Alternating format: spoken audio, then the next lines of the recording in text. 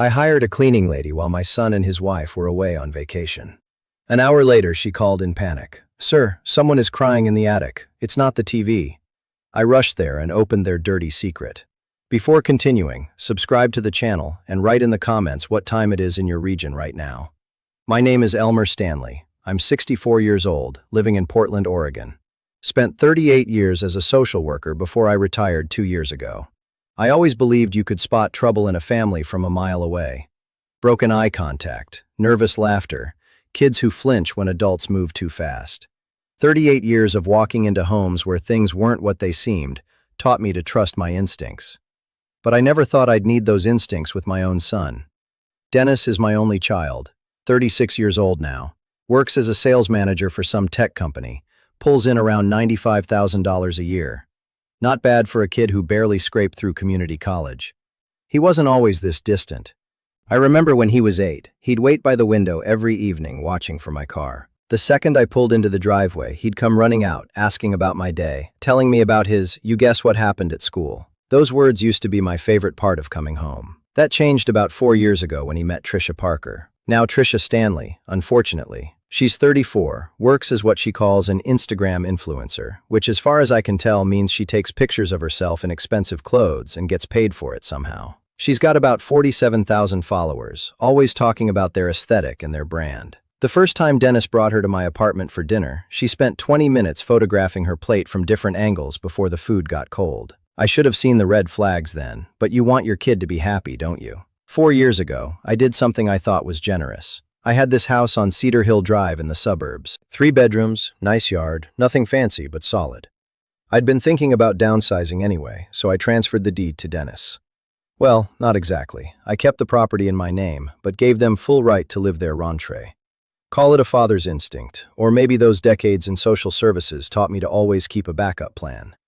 "Dad, this is incredible," Dennis had said when I handed him the keys. "Trisha and we won't forget this." Funny how people's memories work. Since then, the calls became less frequent. First, it was every week, then every other week, then just holidays and birthdays. The invitations to visit stopped entirely about 18 months ago. "We're just so busy with work, Dad," Dennis would say when I'd suggest stopping by. "The house is a mess anyway, maybe next month." Next month never came. That's why I was surprised when my phone rang on the morning of June 3rd, and Dennis's name popped up on the screen. "Hey, Dad. Got a favor to ask," he said, skipping right past any greeting. "No, how are you?" No small talk, straight to business. "Sure, what do you need?" "Trisha and I are heading to Hawaii for 10 days, leaving tomorrow morning. The house is kind of a disaster, and we want it cleaned while we're gone. Deep cleaning, you know. Would you mind hiring someone to do it? We'll reimburse you, obviously." I paused, coffee cup halfway to my lips. In 18 months, they couldn't spare 2 hours for their father to visit. But now they needed me to arrange their cleaning service. The irony wasn't lost on me. "Why can't you just hire someone yourselves?" "We've been so swamped getting ready for the trip," Dennis said. There was an edge to his voice, that defensive tone he'd developed over the years. "It's just easier if you handle it. You're retired. You've got the time, right?" I could have said no, should have said no.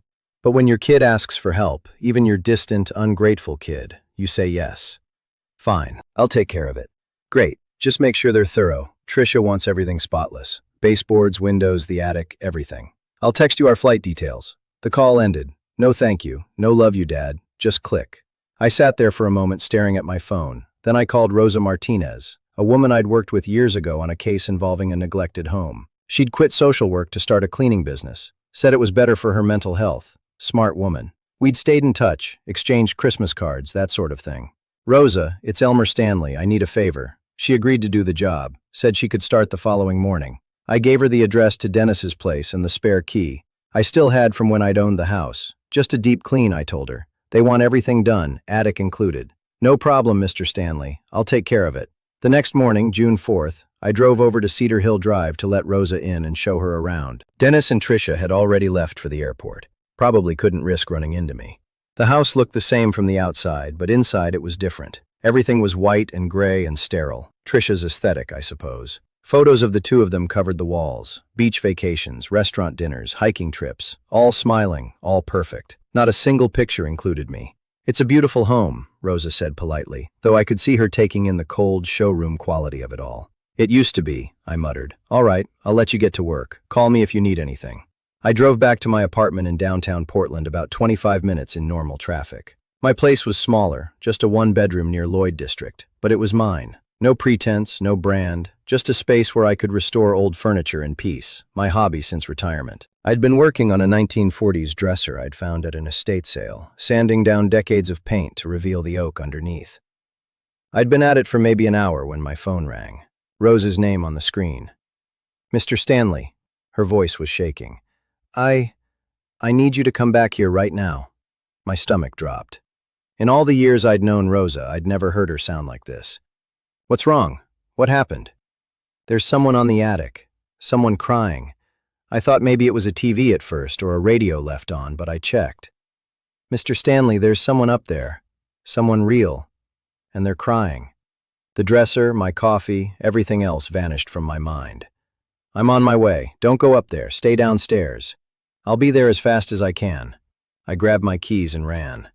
I made that drive in 14 minutes. Don't ask me how. The streets of Portland blurred past, traffic lights just suggestions. My hands gripped the steering wheel so tight my knuckles went white. Someone crying in the attic in my son's house. My mind was racing through possibilities, each one worse than the last. 38 years as a social worker, you see things. You walk into houses where children are kept in closets, where elderly parents are locked in basement, where the worst of humanity hides behind closed doors and drawn curtains. I told myself I was done with that world, retired, free. But old instincts don't retire, they just wait. Rosa was standing on the front porch when I pulled up, her phone clutched in both hands. Her face was pale, eyes wide. She'd seen something that shook her, and Rosa had been in social work for 15 years before she quit. She wasn't easy to rattle. It's still going, she said as I climbed the porch steps. The crying. It stopped for a bit, but then it started again. I unlocked the door and we went inside. The house was quiet except for the hum of the air conditioning, and faintly from somewhere above us, a soft hiccuping sound. A child's crying, unmistakable once you'd heard it as many times as I had. The attic access was in the hallway ceiling, a pull-down ladder. I yanked the cord and the stairs unfolded with a creak that seemed too loud in the silence. Rosa stayed at the bottom, watching as I climbed up. The attic was dim, lit only by light filtering through a small circular window at one end. Boxes were stacked along the walls, Christmas decorations, old clothes, the accumulated junk of 4 years. The air was stale and hot, even with the ventilation, and in the far corner, I saw it. An old wooden closet, the kind you'd find in a Victorian house, completely out of place up here. The crying was coming from inside it. My hands were shaking as I crossed the attic. Each step felt like it took an hour. I'd been in situations like this before, finding hidden children, discovering secrets, families kept locked away. But this was different. This was my son's house, my son's attic, my son's secret. I opened the closet door. Inside was a little girl. She couldn't have been more than 5 years old, thin. Too thin. Her dark hair was tangled and dirty. She wore a stained pink t-shirt and shorts that were too small for her. Behind her, I could see a thin mattress on the floor. Some plastic plates with food residue dried on them, a half-empty water bottle. She was pressed into the corner, knees drawn up to her chest, looking at me with huge, terrified eyes. For a moment, I couldn't breathe, couldn't think, couldn't process what I was seeing. This was every nightmare case I'd worked on in my career, except it was happening in my own family to a child I didn't even know existed. I crouched down slowly, making myself smaller, less threatening, old training kicking in automatically. "Hey there," I said softly. "My name is Elmer. I'm not going to hurt you. Can you tell me your name?" She shrank back further. Her breathing was fast, panicked. "It's okay," I continued, keeping my voice gentle, steady. "I'm here to help. Are you hungry? Thirsty? I can get you something." She watched me for a long moment, then in a voice barely above a whisper, Are you the cleaning lady's friend?" "Yes, Rosa called me. She heard you crying and got worried." "I tried to be quiet," the girl said, fresh tears rolling down her cheeks. "I tried so hard, but I got scared. It's dark up here at night and I heard noises and I thought maybe it's all right. You don't have to be quiet anymore. What's your name, sweetheart?" Another pause, then, "Sophie? My name is Sophie." Sophie? The name meant nothing to me. I'd never heard Dennis mention a Sophie. Never heard Tricia talk about any children. "How old are you, Sophie?" 5. I'll be 6 in August." "That's a good age. And Sophie, can you tell me whose house is this? Who brought you here? Her eyes dropped to the floor. My daddy, Dennis. He said I have to stay up here while he and Trisha are gone. He said to be very quiet and not come down, and he'd be back soon, he said. Her voice cracked. He said I'm supposed to stay hidden because I'm not supposed to be here. The cold that had been spreading through my chest since I opened that closet door turned to ice. My daddy, Dennis. This was my granddaughter. Dennis had a daughter, had been hiding her in his attic. My granddaughter kept like a secret, like something shameful, locked away in a closet in the dark. And I'd known nothing. Nothing. Sophie, I said, fighting to keep my voice calm. I'm Dennis's father. That makes me your grandfather. And I promise you, you're not staying in this attic anymore. Her eyes widened. You're my grandpa? Yes, sweetheart, I am, and we're going to get you out of here right now. I helped her stand. She was shaky on her feet, like she hadn't walked much recently, and guided her toward the attic stairs. Rosa gasped when she saw Sophie, her hand flying to her mouth. Call 911, I told Rosa, my voice harder than I'd intended. Tell them we found a child being kept in an attic. Tell them we need police and child protective services. Now. Rosa nodded and pulled out her phone, already dialing. I carried Sophie downstairs. She weighed almost nothing and sat her on the couch. I got her water, some crackers from the kitchen. She ate like she was starving, which she probably was. While Rosa talked to the 911 operator, I sat next to Sophie, and pieces of my life rearranged themselves into a horrible new picture. My son had a daughter, had hidden her from me, from everyone, had kept her locked in an attic like she was something to be ashamed of. My son, who I'd raised to be better, to be kind, had done this. The siren started in the distance, growing louder. Sophie flinched at the sound. It's okay, I told her, taking her small hand in mine. Those are the good guys. They're coming to help. She looked up at me with those big, scared eyes. Is Daddy going to be mad? I thought about Dennis on a beach in Hawaii, drinking cocktails, posting perfect photos with Trisha, while his daughter sat in darkness in an attic closet. Don't you worry about your daddy, I said quietly. I'll handle him. The police would be here in minutes. Child services would follow. The system I'd worked in for 38 years was about to descend on my son's perfect house, on his perfect life, and tear it all apart. And I was going to make sure it did. Officer Raymond Foster arrived first, followed 3 minutes later by a white sedan with Department of Human Services plates. I recognized the protocols immediately, the careful approach, the way Foster's eyes swept the scene, cataloging everything. The DHS caseworker was a woman in her 40s named Linda Chen, someone I'd worked with on exactly 2 cases before I retired. She recognized me instantly. Elmer Stanley? She looked confused, then concerned. What are you doing here? This is my son's house, I said. The words tasted like ash. That's my granddaughter on the couch. I didn't know she existed until an hour ago. I watched Linda's face shift through several emotions. Surprise, understanding, professional detachment. She'd seen enough in this job to know that families could hide anything. We'll need your statement, she said, pulling out a tablet. Everything from the beginning. I told her about Dennis's call requesting the cleaning service, about Rosa finding Sophie, about the closet in the attic. Linda took notes, occasionally asking clarifying questions. Officer Foster photographed the attic, the closet, the mattress on the floor. Rosa gave her statement, her voice still shaking. Then they took Sophie to the hospital for examination. She clung to my hand when the paramedics approached with their bright smiles and gentle voices. It's okay, I told her. I'll follow right behind you. I'm not going anywhere. Promise? Her voice was so small. Promise? At Portland Providence Medical Center, they ran every test imaginable. While doctors examined Sophie, I sat in the waiting room with Linda. That's when the real pictures started emerging. We pulled the records, Linda said, her voice carefully neutral. Sophie Stanley, mother deceased 2 years ago. Cancer. Father Dennis Stanley was granted full custody. No red flags in the file. 2 years. Dennis had been hiding his daughter for 2 years, ever since Trisha came into the picture. What about child support? I asked. Linda scrolled through her tablet. Monthly payments of $1,200 paid by Dennis Stanley to an account in Sophie's name. Let me guess, he had access to that account. She looked at me sharply. How did you know? Because that's what people do when they want something to look legitimate on paper. I'd seen it a dozen times in my career. Parents setting up accounts for their kids, then draining them for personal use. Check his banking records. I'll bet you'll find withdrawals matching his own expenses. Linda made a note. We'll look into it. The doctor came out 3 hours later. Sophie was malnourished, dehydrated, showing signs of prolonged stress and isolation.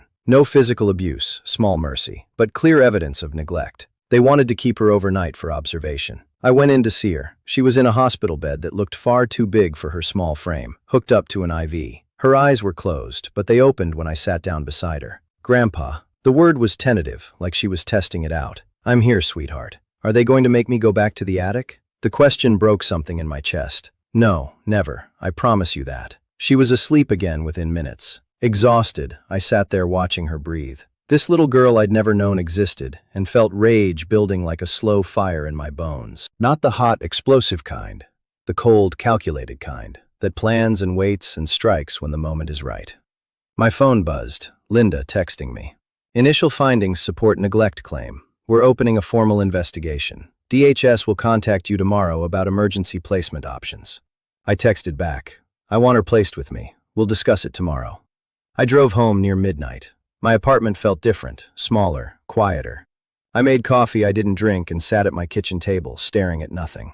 On the shelf above my desk was a box of old work files, and on top of that box was my DHS badge from my last day on the job. They'd let me keep it as a retirement gift, laminated with "retired" stamped across it. I picked it up, turned it over in my hands. Elmer Stanley, social worker, Department of Human Services. 38 years of walking into homes like Dennis's house, except I'd always been on the outside looking in. I'd always been the one documenting the abuse, gathering the evidence, building the case to protect children from their own parents. Now I was on the other side, the father of the abuser, the grandfather of the victim. But I still knew how the system worked. I knew the laws, the procedures, the loopholes. I knew what evidence would hold up in court and what wouldn't. I knew how to build a case that would stand against any defense attorney's challenges. And more importantly, I knew people, Linda, and others still working in the department, who remembered me, who respected me. Dennis thought he could hide his daughter from the world, hide his shame, hide his cruelty behind closed doors and perfect Instagram photos. He thought no one would ever find out. He'd made a mistake asking me to hire that cleaning service, but that was just carelessness. His real mistake was bigger than that. His real mistake was being my son, because I knew exactly who he was now, and I knew exactly what to do about it.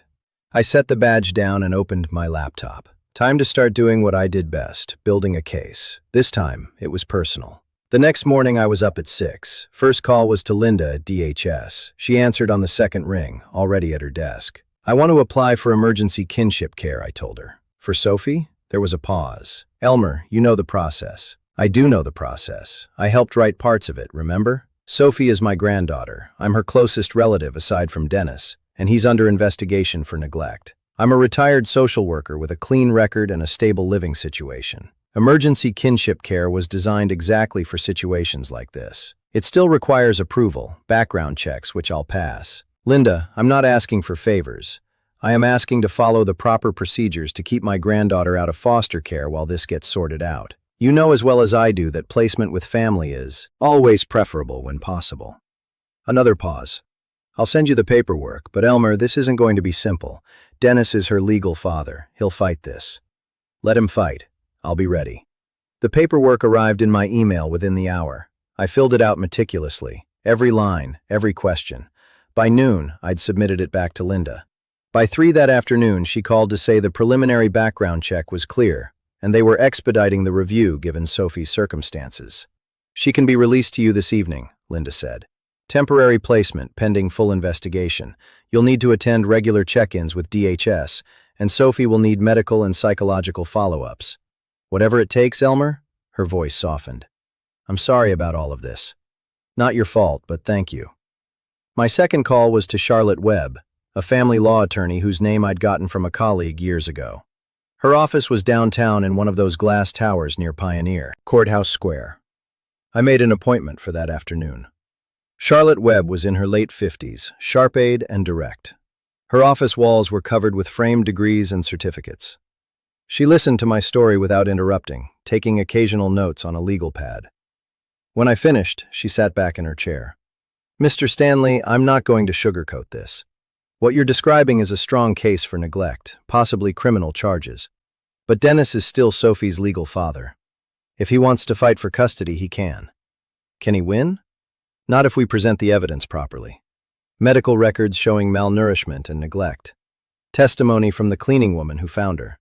Police and DHS reports the conditions she was kept in.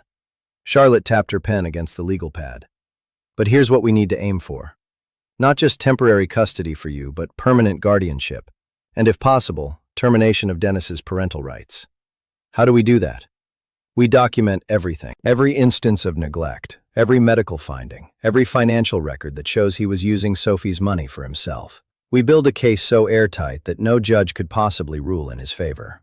It won't be fast, and it won't be cheap. My retainer for a case like this is $8,500, and my hourly rate is $350. I had about $70,000 in savings. It would hurt, but Sophie was worth every penny. When do we start? Charlotte smiled. Not a warm smile, but a satisfied one. We already have. I'll file the necessary motions tomorrow.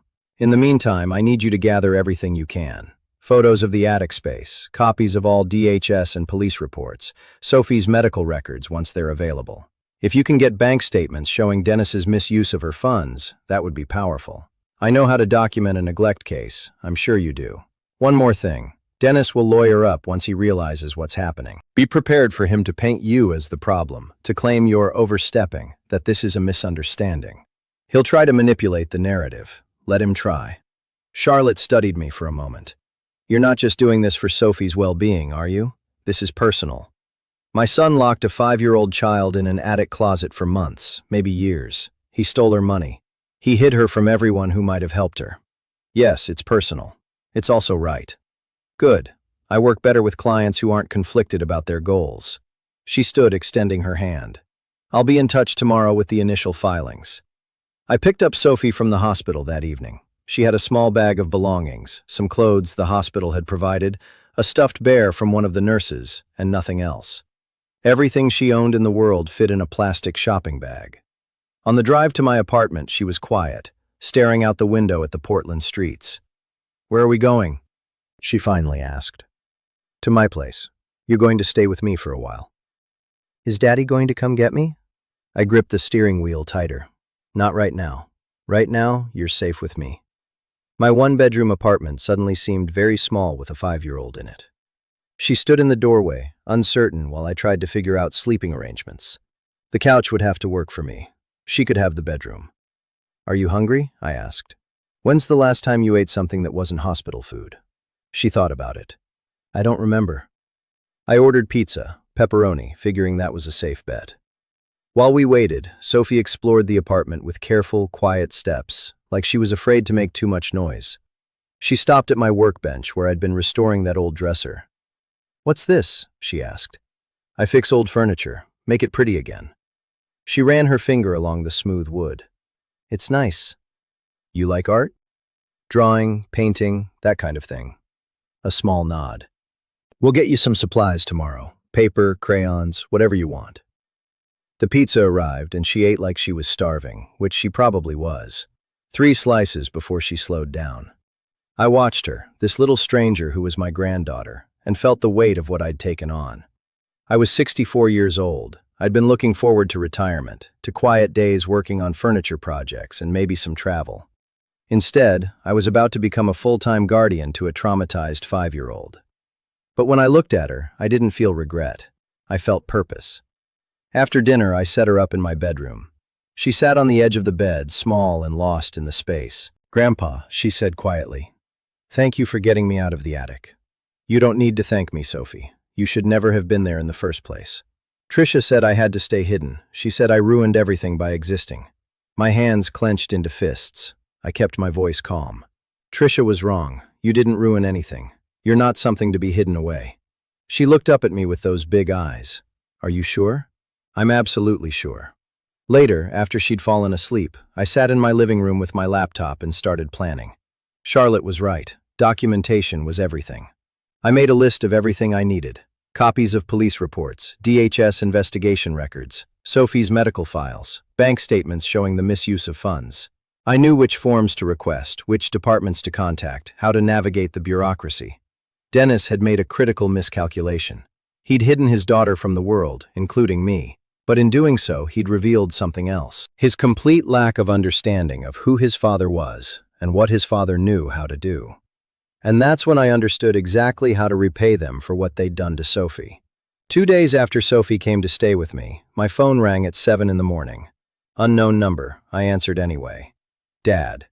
Dennis's voice was sharp, controlled fury barely contained. What the hell did you do? So they knew. The Oregon State Police must have tracked them down in Hawaii. I pictured them getting the call on some sunny beach. Fruity drinks in hand, perfect vacation interrupted by the consequences of their choices. The image was almost enough to make me smile. Good morning to you too, son. Don't play games with me. The police called us. They said Sophie was found in our house, that she's in the hospital. That you... His voice cracked, and I heard Tricia shouting something in the background. That you called CPS on us. I called 911 when I found a malnourished child locked in a closet in your attic. What did you expect me to do? She's my daughter. You had no right. I had every right. I'm her grandfather.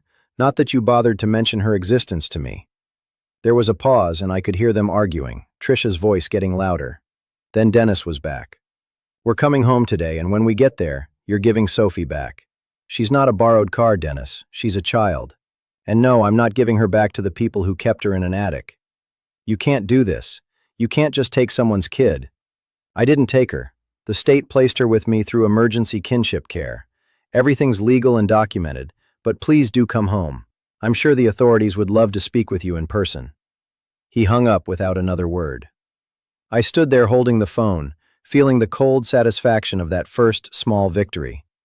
They were cutting their vacation short, scrambling back to Portland to face what they'd done. Good. Sophie was still asleep in my bedroom. I made coffee and called Charlotte. They know, I told her. Dennis just called. They're flying back early. Expected. They'll hire an attorney and try to get emergency custody back. We need to be ready. I heard papers rustling on her end. I'm filing our motions today. Your petition for temporary guardianship and a request for a full investigation into neglect. The medical reports from the hospital are damning. Elmer. Severe malnourishment, dehydration, evidence of prolonged isolation, combined with the photographs of where she was kept. What about the financial records? Working on that. I've subpoenaed Dennis's bank statements. If we can prove he was funneling Sophie's support money into his own accounts, that's financial exploitation of a minor. In Oregon, that's a felony. How long until the hearing? 2 weeks, maybe less if we push for emergency status. I'll call you when I have a court date. The next few days fell into a strange routine. Sophie was quiet, watchful. She'd wake up panicked in the middle of the night, disoriented, and I'd have to remind her she was safe. During the day, she stayed close to me, following me from room to room like she was afraid I'd disappear. I took her shopping for clothes. She'd been living in hospital donations. At the store, she stared at the racks of children's clothing like she'd never seen anything like it. Maybe she hadn't, not in a long time. Pick whatever you want, I told her. She touched a pink dress with butterflies on it, then pulled her hand back. Tricia says pink is tacky. Tricia's not here. Do you like it? A tiny nod. Then it's yours. We filled the cart. Dresses, jeans, t-shirts, pajamas with cartoon characters, shoes that actually fit her. At the checkout, the total came to $487. I handed over my credit card without hesitation. Sophie watched the bags pile up with wide eyes. Is this all for me? She whispered. All for you, sweetheart. In the parking lot, loading bags into my car, I saw a man staring at us from across the lot. For a moment, I tensed. Then I realized he was just some stranger, probably wondering why a 64-year-old man was shopping with a little girl. The world was full of judgments and assumptions. Let them wonder. 4 days after that first phone call, Dennis and Tricia returned to Portland. I knew because Dennis showed up at my apartment that evening, pounding on the door hard enough to rattle the frame. Sophie froze on the couch where she'd been coloring. It's okay, I told her quietly. Stay here. I opened the door but kept the chain on. Dennis stood in the hallway looking like he hadn't slept in days. His hair was messy, his expensive polo shirt wrinkled. Behind him, Tricia was on her phone, probably photographing the door for her social media followers. Even now, in the middle of a crisis, she was thinking about content. I want to see my daughter, Dennis demanded. No, you can't keep her from me. I'm her father. I have rights. You had rights. You forfeited them when you locked her in an attic. Now you have a court date and a lot of explaining to do. His face went red. You self-righteous. We were going to fix up that space, make it a proper room for her. We just needed time. 8 months. That's how long the neighbors say they've never seen a child at your house. 8 months of Sophie living in a closet while you and Trisha posted vacation photos and restaurant reviews. I leaned closer to the gap in the door. Did it ever occur to you that I spent my entire career protecting children from people exactly like you? I'm calling my lawyer, Trisha said from behind him, still filming. This is kidnapping. We're documenting everything. Document away. I've got documentation too. Hospital records, police reports, photographs of that closet, and soon I'll have your bank records showing exactly where Sophie's money went. That Tesla in your driveway wouldn't happen to have cost around $47,000, would it? Dennis's face went from red to white. Trisha's phone lowered. Get off my property, I said calmly, before I call the police and report you for harassment. This isn't over, Dennis said, but his voice had lost its edge. No, it's not. It's just beginning. See you in court, son. I closed the door. My hands were shaking, not from fear, but from the rush of finally confronting them. Behind me, Sophie was standing now, clutching her coloring book. Was that Daddy? Yes, but he's leaving now. Is he mad at you because of me? I knelt down to her level. Listen to me, Sophie. Your father is mad because he got caught doing something wrong. That's not your fault. None of this is your fault. Do you understand? She nodded, but I could see the doubt in her eyes. Kids always blame themselves. I'd seen it 1,000 times. That night, after Sophie was asleep, I got the bank records Charlotte had subpoenaed. She'd sent them as a PDF, and I spent 2 hours going through them with the meticulous attention I developed in my career. Every transaction, every withdrawal, every transfer, there it was, clear as day. Monthly deposits of $1,200 into an account under Sophie's name. Child support that Dennis was legally required to pay as her custodial parent. Money that was supposed to be for her care. And monthly withdrawals, most of them for amounts matching Dennis's personal expenses. A payment to a car dealership, restaurant charges, clothing stores Trisha frequented, travel bookings. They'd been using their daughter's money as a personal ATM. I compiled everything into a spreadsheet, cross-referencing dates and amounts. Charlotte would present this in court, and there would be no talking their way out of it. The court date arrived 10 days later. The Multnomah County Courthouse was downtown, a stern, concrete building that had seen thousands of family disputes play out in its courtrooms. I'd been here before, many times, sitting on the other side as a witness for the state. Today was different. Today I was the petitioner fighting for my granddaughter. Charlotte met me in the lobby, briefcase in hand, dressed in a sharp gray suit. Ready, as I'll ever be. Dennis and Trisha are already here with their attorney. Robert Chen, decent lawyer, mostly does corporate work. He'll try to paint this as a family misunderstanding, claim you're overstepping. Don't engage with them in the hallway. We took the elevator to the 3rd floor. In the waiting area outside the courtroom, I saw them. Dennis in a suit that probably cost more than my monthly rent. Trisha in a conservative dress that looked nothing like her usual style. Someone had coached them on courtroom appearance. Their lawyer, Chen, was reviewing papers, occasionally speaking to them in low tones. Trisha saw me first.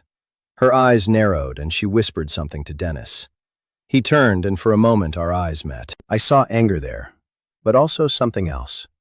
Fear. He knew he was in trouble. We were called in at precisely 2.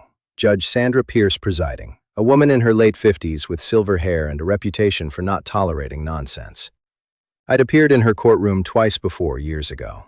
She didn't remember me, but that was fine. I wasn't looking for favors, justice. Charlotte laid out our case methodically. The discovery of Sophie in the attic closet, the medical reports showing malnourishment and signs of prolonged neglect. Rose's testimony about finding her, the photographs of the living space, if you could call it that. A thin mattress, plastic dishes, a single overhead light bulb.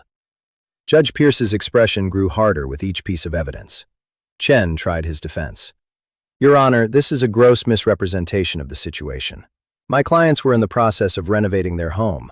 The attic space was temporary while they prepared a proper bedroom for Sophie. Mr. Stanley, he gestured at me, jumped to conclusions and created this entire crisis out of a misunderstanding. Charlotte stood. If I may, Your Honor. She pulled out a thick folder. We have statements from 3 neighbors at 1840 Cedar Hill Drive. The Hendersons next door who've lived there for 6 years. The Patel family across the street. The Johnsons 2 houses down. All 3 state they have never, not once in 8 months, seen a child at the Stanley residence. No child playing in the yard. No child being taken to school. No child visible through the windows. The Hendersons specifically note that they frequently see Mr. and Mrs. Stanley leaving for dinners and social events, always alone. The H. She placed another document on the judge's bench. These are Sophie Stanley's medical records from Portland Providence Medical Center. The examining physician noted severe malnourishment, consistent with prolonged inadequate feeding, dehydration, vitamin deficiencies. The psychological evaluation shows signs of trauma consistent with isolation.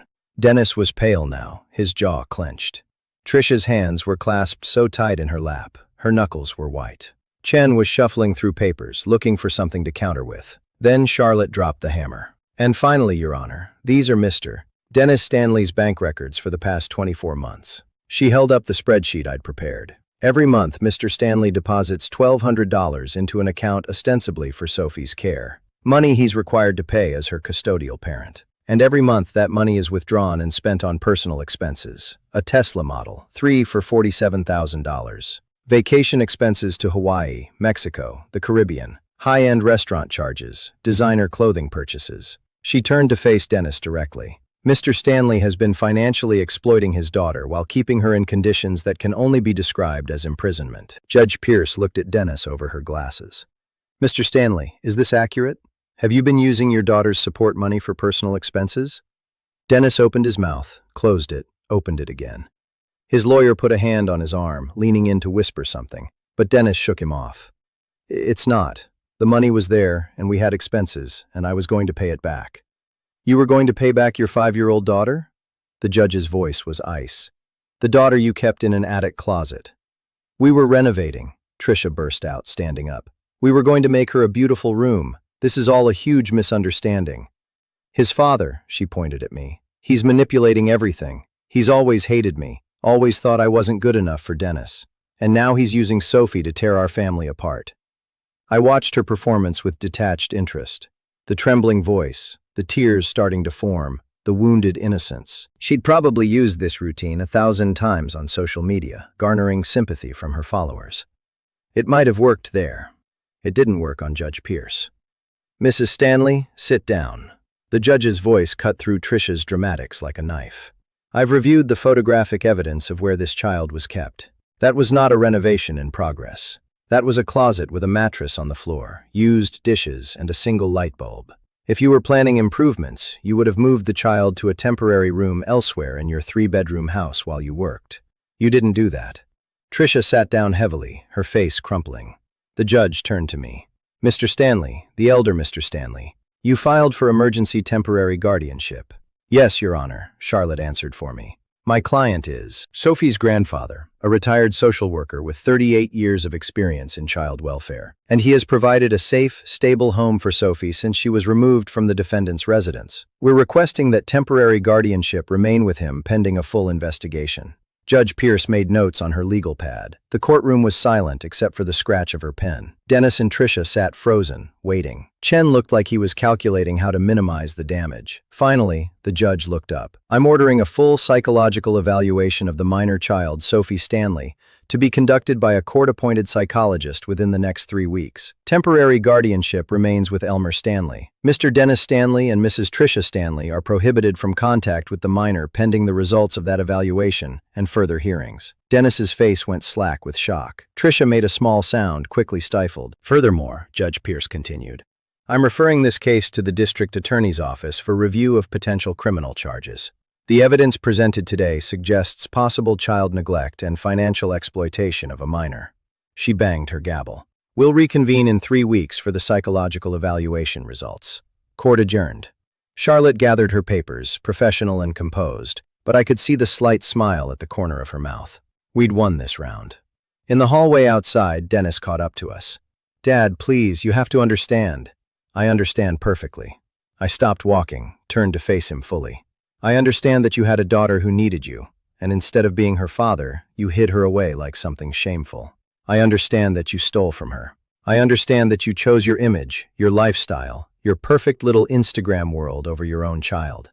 Trisha appeared behind him, mascara running. You've ruined our lives, old man. I looked at her, really looked at her. The designer dress, the manicured nails, the face that had smiled in thousands of photos, while a little girl sat alone in the dark above her head. Your life was ruined the moment you decided a child was disposable, I said quietly. I didn't do this. You did. I just made sure everyone could see it. We walked away, leaving them standing in the courthouse hallway. Charlotte was already on her phone, probably updating her notes. Sophie was waiting back at my apartment with a neighbor I'd hired to watch her during the hearing. That went well, Charlotte said as we reached the elevator. It's not over. No, but we're winning. The doors closed and I leaned against the elevator wall, suddenly exhausted. Winning. Yes, we were winning, but it didn't feel like victory yet. It felt like the beginning of something longer, harder. Still, when I thought about Trisha's face when the judge ordered them to stay away from Sophie, when I remembered Dennis's shock at having his financial exploitation laid bare in open court, I couldn't help but feel a grim satisfaction.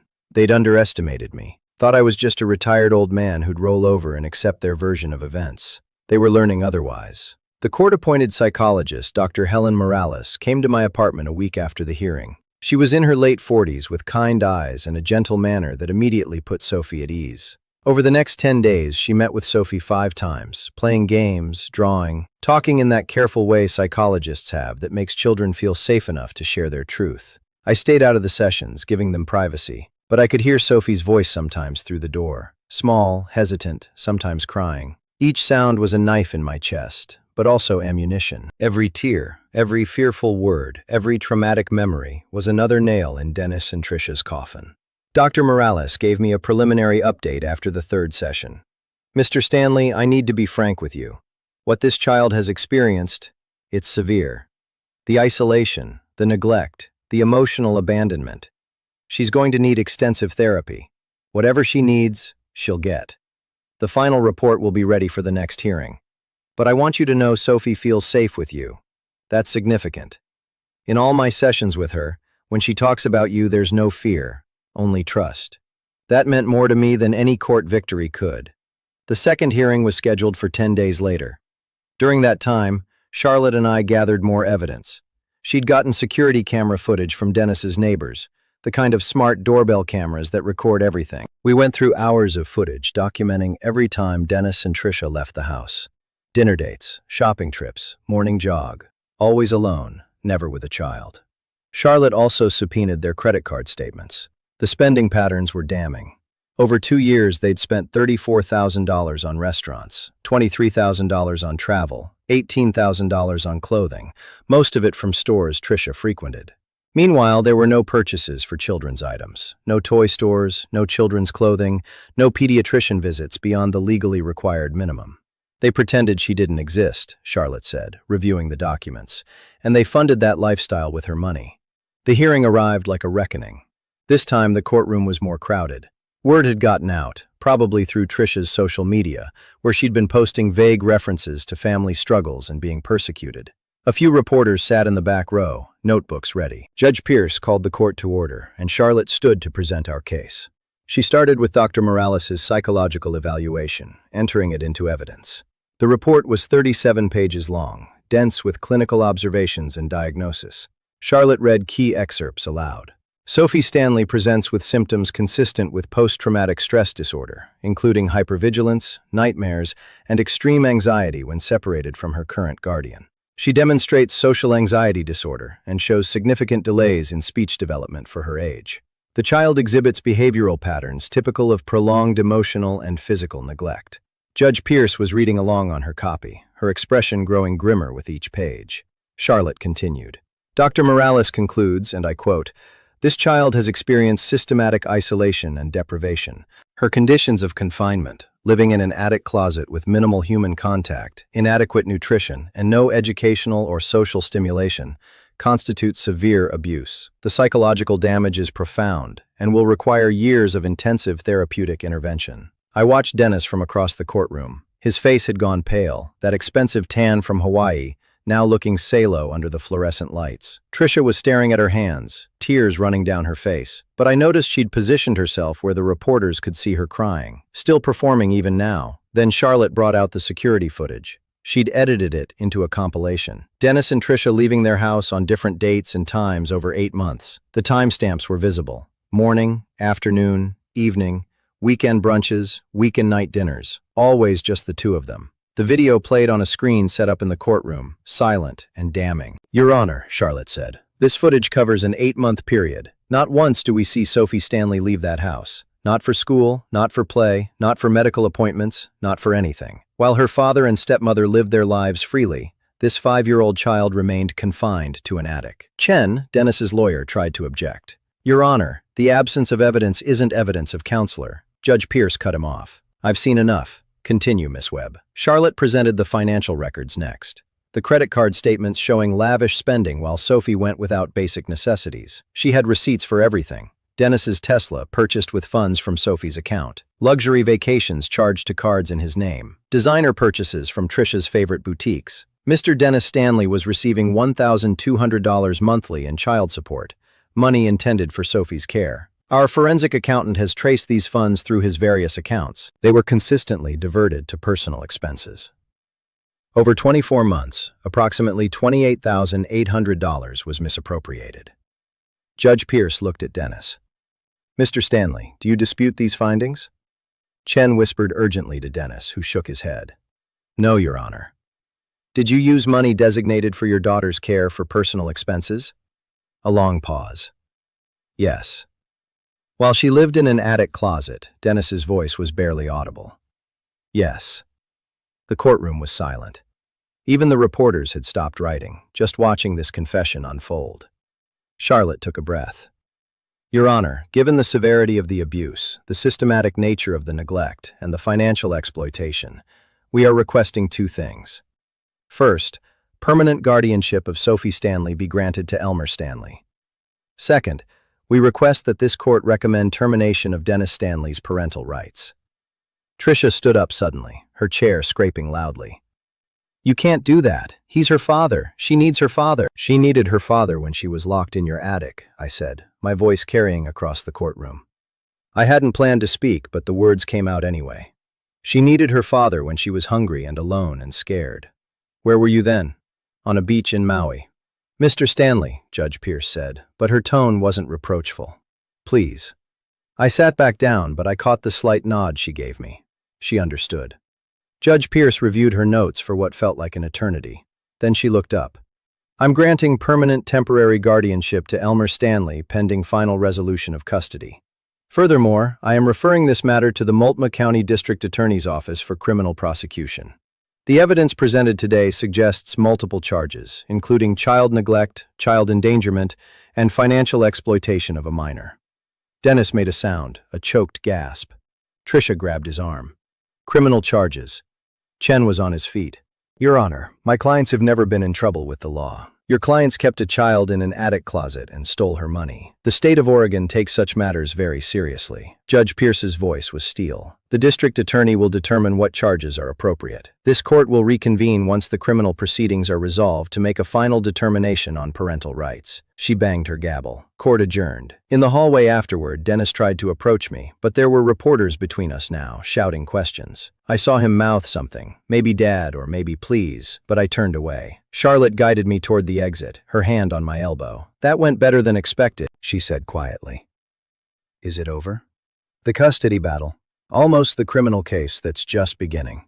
The district attorney moved fast. 2 weeks after the hearing, Dennis and Trisha were formally charged. Child neglect in the first degree, a Class A misdemeanor. Child endangerment, a Class C felony. Financial exploitation of a minor, a Class C felony. Each charge carried serious penalties. They were arrested on a Tuesday morning. I heard about it from Charlotte, who'd been monitoring the case. Dennis posted bail within hours, $50,000 cash bond. Trisha's bail was the same. They both walked out of the Multnomah County Detention Center by late afternoon, but the damage was done. The local news picked up the story that evening. Local tech manager and Instagram influencer charged in child neglect case. They showed Dennis's LinkedIn photo next to Trisha's perfectly curated Instagram profile, then cut to footage of the courthouse. The contrast was stark. Their polished public images next to the reality of what they'd done. I watched the news coverage from my living room while Sophie colored at her new desk. I'd bought her an art table with storage for all her supplies. She was drawing a picture of a house with flowers in the yard.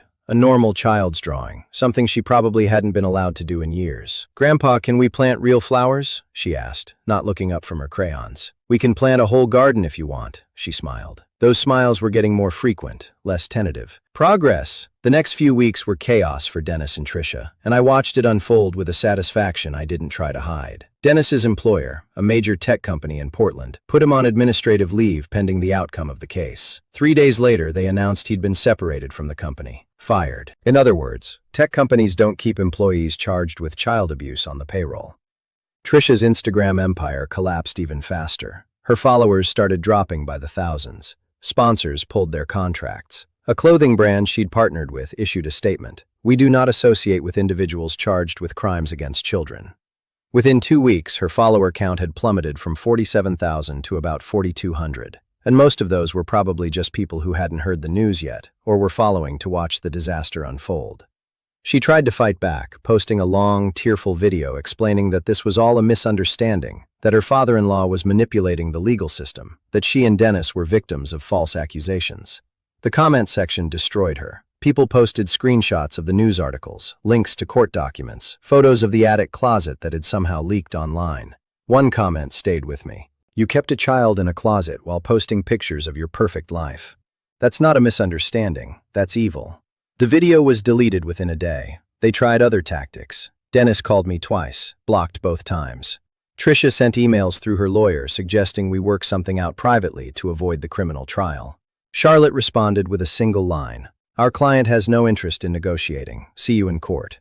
Then they went public with their counterattack. Dennis gave an interview to a local news station claiming I'd kidnapped Sophie, that I'd poisoned the court against them, that they'd been planning to give Sophie her own room, and I'd overreacted.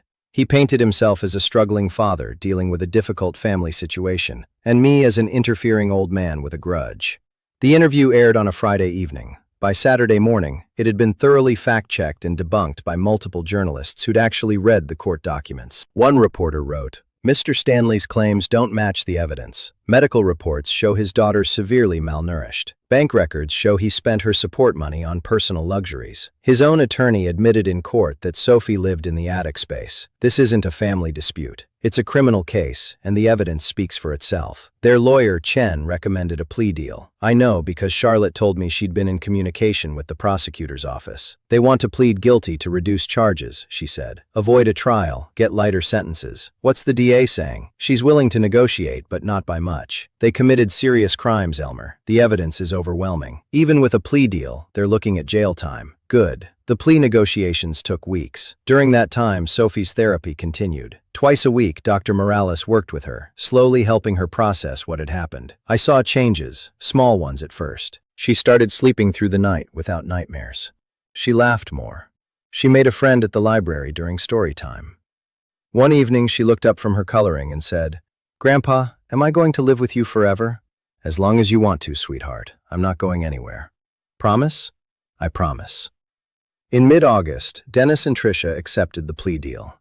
They would plead guilty to child neglect, a Class A misdemeanor, and financial exploitation of a minor, a Class C felony. In exchange, the child endangerment charge would be dropped. The sentencing hearing was scheduled for a month later.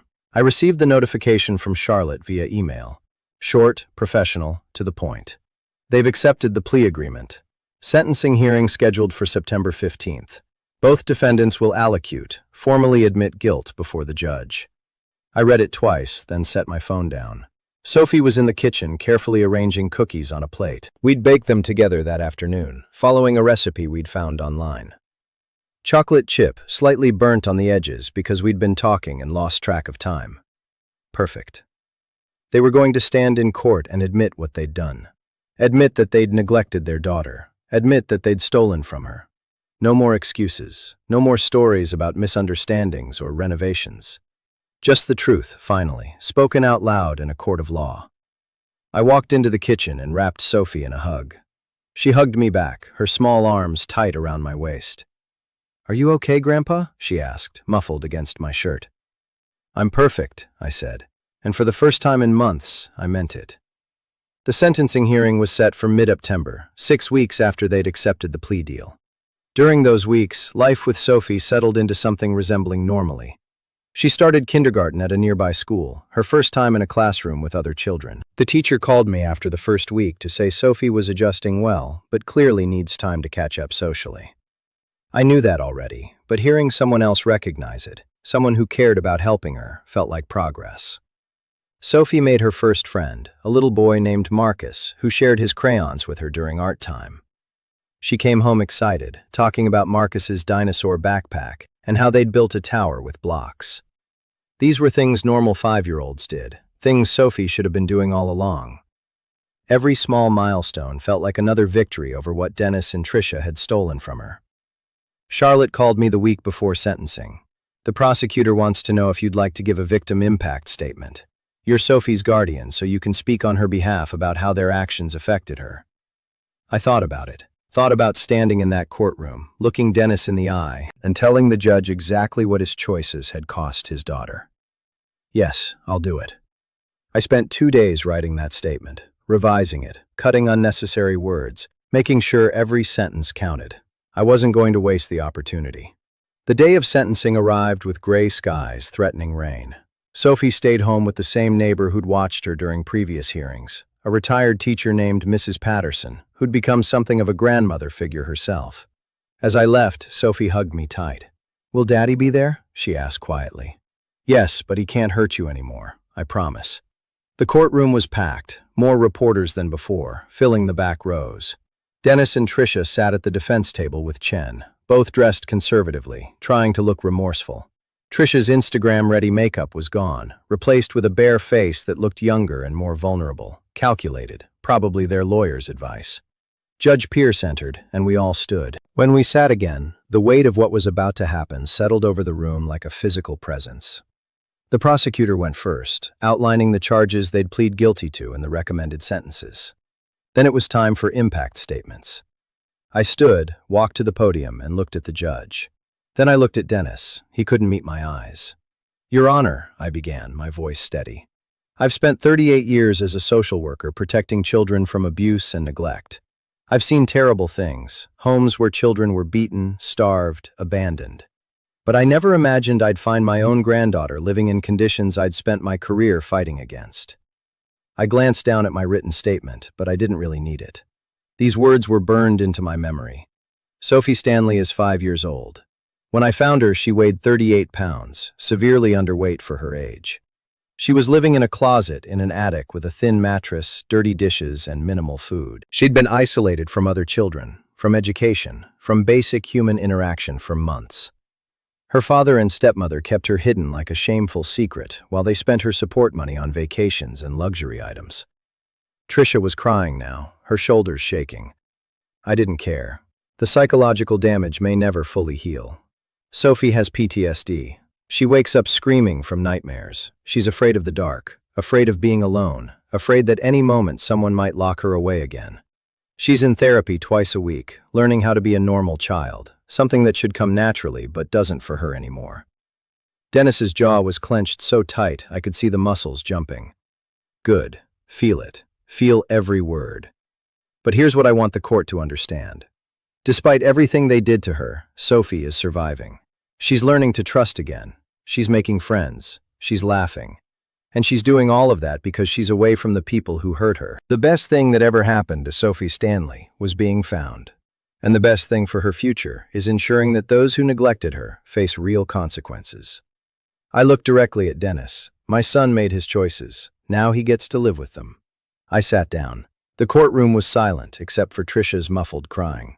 Chen tried to speak in their defense, talked about how Dennis and Tricia were good people who made mistakes, how they were truly remorseful, how they'd learned from this experience.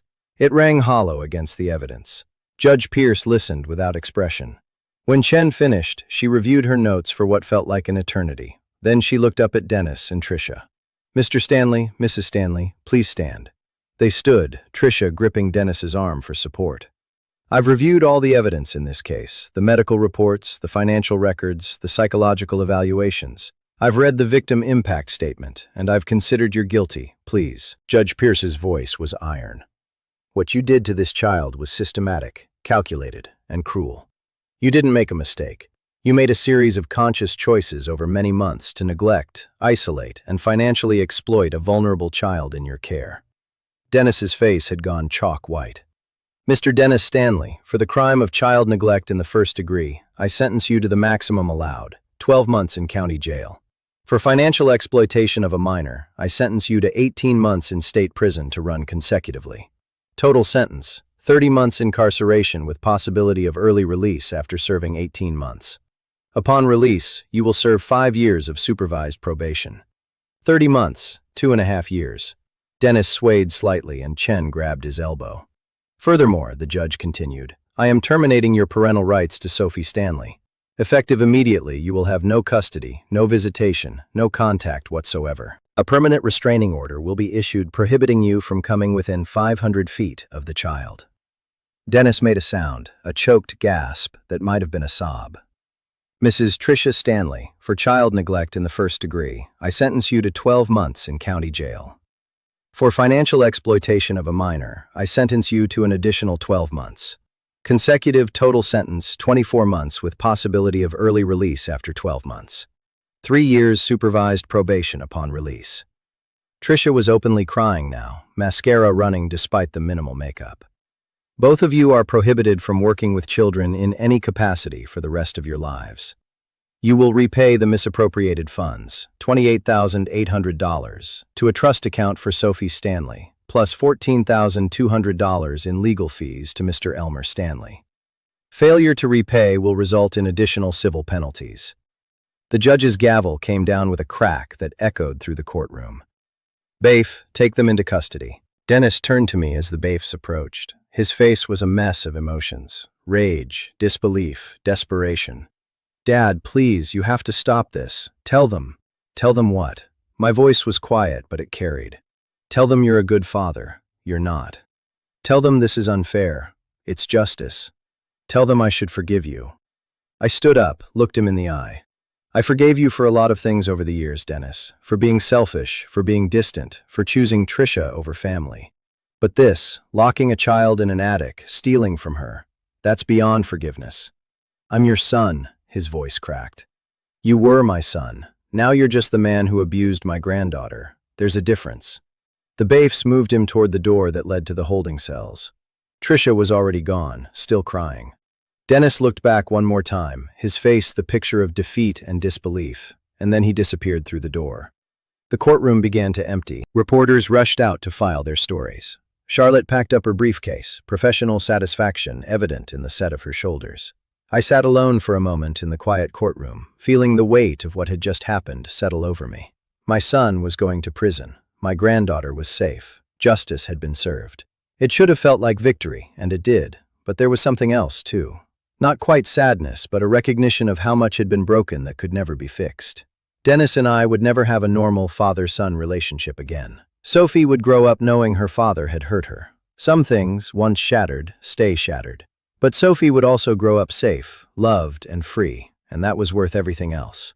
The final custody hearing took place 6 weeks later in late October. The leaves on the trees lining the courthouse were gold and red, autumn in full swing. Sophie and I had spent the morning at the park before the hearing, and she'd collected leaves to press in a book, a project her kindergarten teacher had suggested. "Grandpa, will the judge lady be nice today?" she asked as we drove downtown. "Judge Pierce is always fair, sweetheart, and today she's going to make sure you stay with me forever." "Forever? Ever?" "Forever. Ever." Charlotte met us in the lobby. She knelt down to Sophie's level. "Hi, Sophie. Remember me?" Sophie nodded shyly, hiding partially behind my leg. "You don't have to come into the courtroom if you don't want to, but the judge might want to say hello to you." "Okay," Sophie whispered. The hearing was simpler than the others, with Dennis's parental rights already terminated as part of his sentence. This was really just a formality, converting my temporary guardianship into permanent legal custody. But I wanted it done. Right. Wanted it official. Wanted every piece of paperwork filed correctly so that no one could ever question Sophie's place in my life. Judge Pierce reviewed the case file, the reports from DHS showing Sophie's progress in my care, the psychological evaluations showing her improvement with therapy. Dr. Morales had submitted an updated assessment, noting that while Sophie still struggled with trauma, she was thriving in a stable, loving environment with her grandfather. "Mr. Stanley," Judge Pierce said, looking at me over her reading glasses, "you've attended every required check-in with DHS. Sophie's medical and therapeutic needs are being met. Her school reports are positive. By all accounts, you've provided her with a safe, nurturing home. She deserves nothing less, Your Honor." Indeed. The judge signed a document with a flourish, then looked up. "Guardianship of Sophie Stanley is hereby granted permanently to Elmer Stanley. Mr. Stanley, you are now her legal guardian, with all the rights and responsibilities that entails. Congratulations." The gavel came down and it was done. Permanent, irrevocable. Sophie was mine, and I was hers. Charlotte shook my hand, smiling. "That's it, you're officially her guardian. No one can challenge this now." We left the courtroom and I found Sophie waiting with Mrs. Patterson in the hallway. I picked her up. She was getting bigger already, gaining weight, growing stronger, and held her close. "It's official, sweetheart, you're stuck with me." She giggled, the sound pure and bright. "Good, I like being stuck with you." Mrs. Patterson dabbed at her eyes with a tissue. "I'm so happy for both of you." The next week, I put the house on Cedar Hill Drive up for sale. I'd been planning this since the first hearing, waiting for the right moment. The house sold in 4 days. Portland real estate market was hot for $487,000. I'd bought it 12 years ago for $340,000. So even after realtor fees and closing costs, I walked away with a significant profit. Every penny went onto a trust fund for Sophie's future, college or trade school or whatever she wanted to pursue. It was her money, protected legally, so that no one, not even me, could touch it without her benefit in mind. The irony wasn't lost on me. Dennis had stolen from his daughter's account to fund his lifestyle. I was putting everything I could into her future. We'd both made our choices about what kind of men we wanted to be. In November, nearly 6 months after finding Sophie in that attic, we fell into our rhythm. Sophie went to school every weekday. I'd pack her lunch. She liked peanut butter and jelly with the crusts cut off and walk her to the bus stop. After school, we'd do homework together at the kitchen table. Then I'd make dinner while she drew or played with the toys that now filled what used to be my living room. Twice a week, Dr. Morales continued therapy sessions. The nightmares were less frequent now. Sophie still had bad days, moments when something would trigger a memory and she'd shut down, but they were becoming rarer. She'd made 3 friends at school: Marcus with the dinosaur backpack, a girl named Lily who loved art as much as Sophie did, and another girl named Zoe who was teaching Sophie how to jump rope. Normal kid things, the life she should have had all along. One evening in late October, we went to the park near my apartment, the same park where Sophie had been too scared to play on the swings that first week. Now she ran ahead of me, fearless, heading straight for the playground. "Grandpa, watch," she called, climbing to the top of the slide. I watched her slide down, laughing, her hair flying behind her. She ran back around to do it again and again, tireless in that way only young children can be. I sat on a bench watching her play. Around us, other families were doing the same. Parents with toddlers, older kids playing tag, teenagers on their phones pretending they were too cool for parks, but secretly enjoying the last warm day before winter really set in. An elderly woman on the next bench over smiled at me. "Your granddaughter?" "Yes, she's 5. Beautiful child. You're lucky." "I am," I agreed, though luck had nothing to do with it. This wasn't luck. This was choice, action, and consequences. Sophie was safe because I'd fought for her. Because I'd known the system and used it, because I'd refused to let Dennis and Tricia continue their abuse. Sophie ran up to me, breathing hard from playing. "Can we get ice cream? It's almost dinner time. Please, just a little one." I pretended to consider it seriously. "Well, I suppose since you did all your homework without complaining today." "Yes." She pumped her fist in victory, and we walked to the ice cream shop 2 blocks away. She got chocolate chip in a cone, managed to eat most of it before it melted everywhere, and we walked home with sticky hands and full hearts. That night, after her bath and bedtime story, Sophie looked up at me from her bed. The bed in what used to be my office now transformed into a proper little girl's room, with pink walls and butterfly decorations, and all her drawings taped up proudly. "Grandpa, what happened to Daddy and Tricia?" I'd been waiting for this question, knew it would come eventually. "They're in a place where people go when they've done something wrong. They have to stay there for a while to think about what they did. Will they come back?" "Not to us. They can't come near you anymore. The judge made sure of that." She absorbed this quietly.